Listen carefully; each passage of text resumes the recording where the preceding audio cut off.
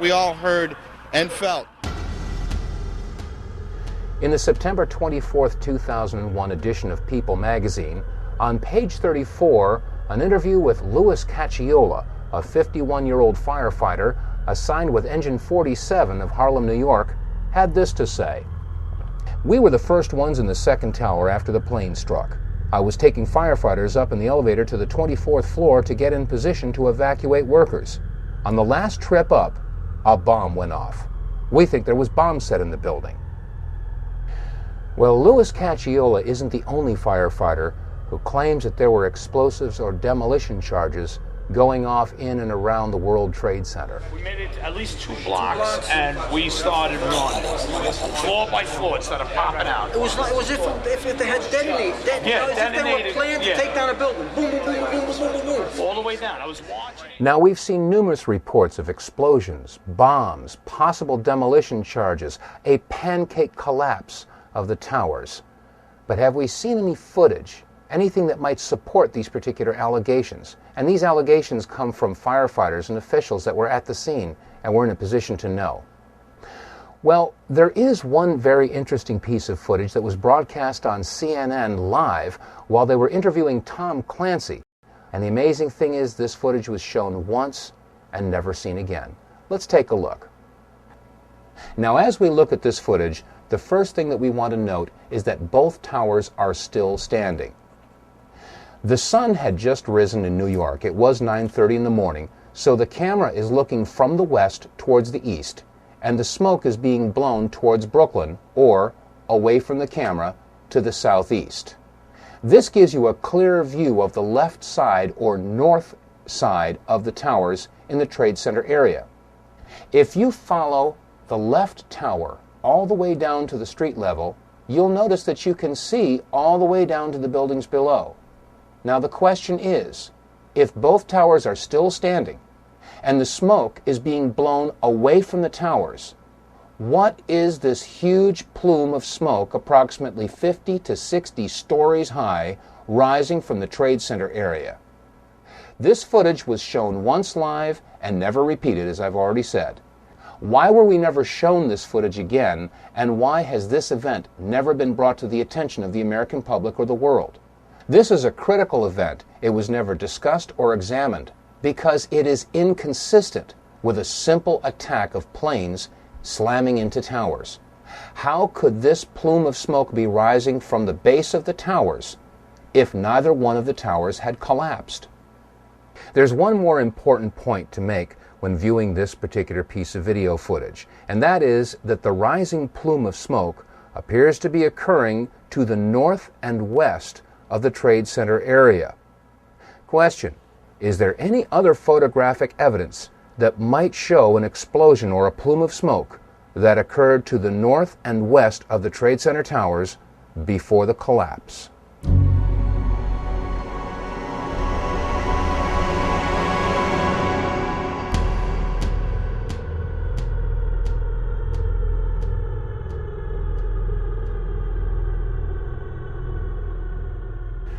We've heard eyewitness accounts and testimony from fire officials that indicate that there were bombs, explosives, possibly detonating charges that were utilized in the collapse of the World Trade Center buildings. Is there any reason to believe that detonating charges were utilized in the collapse of the North Tower, the South Tower, or Building 7? One firefighter did say, boom, boom, boom, boom, boom, that's how it went down.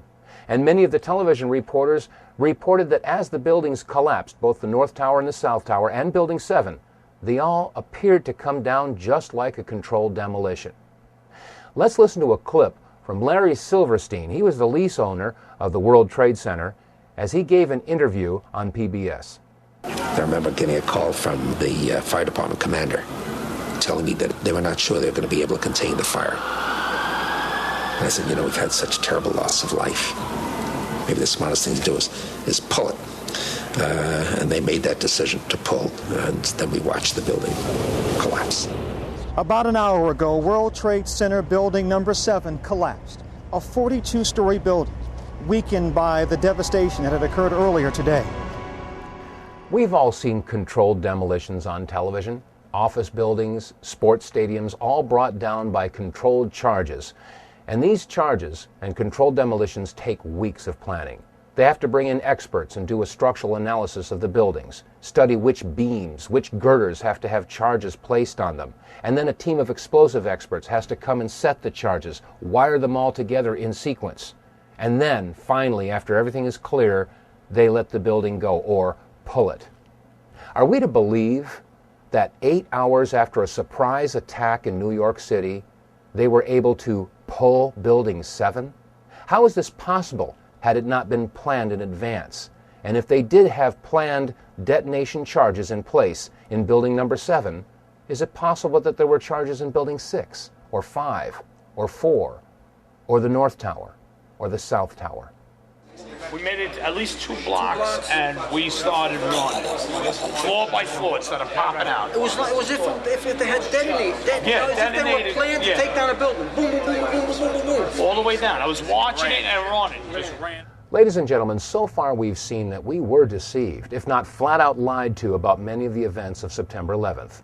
From the controversy about whether or not Flight 77 actually hit the Pentagon, to whether or not there were bombs or explosives or detonating charges utilized in any of the buildings that collapsed in the World Trade Center. And also Larry Silverstein making the admission that when it came to Building 7, they made the decision to pull it. And now we come to the main events of September 11th, North and South Towers being hit by airliners that were supposedly hijacked by terrorists. Let's take a look at some of the clips that we've all seen over and over again.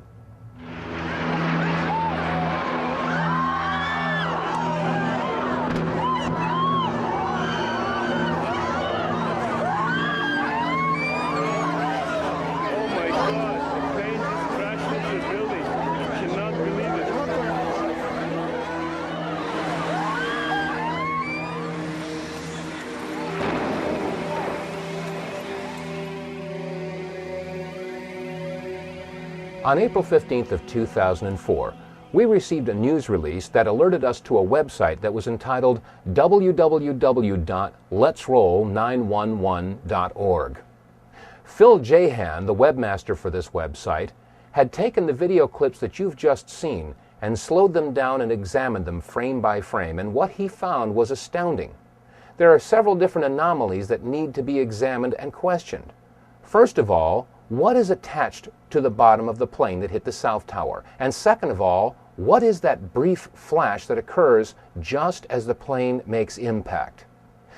Now, when we first looked at this video footage, I said to myself, well, this video footage could very well be manipulated. So I wanted to check it out myself. Well, we went and found the DVD that we had purchased shortly after September 11th entitled America Remembers. This was directly from CNN. We took this DVD and put it in our machine and examined the very clip that you've just seen. Let's take a look at it. Let's take another look at this clip in slow motion, but before we do, keep in mind that sometimes the best place to hide something is in plain sight. We've all seen this video clip, and there have been many publications that have taken frames from this video and published them in hundreds of magazines. Here's an example. On page 3, a full-size blow-up of this picture. And in this magazine, it was published on page 4. And on the back of this book that we discussed earlier, it's on the back cover. I suggest you all take a copy of your magazines and books, and if you have the video footage, take a good hard look. We've all got this. Now let's take a look at this in slow motion. As the plane approaches the South Tower, notice carefully the belly of the plane. There appears to be something attached, and just as it hits the building, there's a flash. Let's take another look in super slow motion.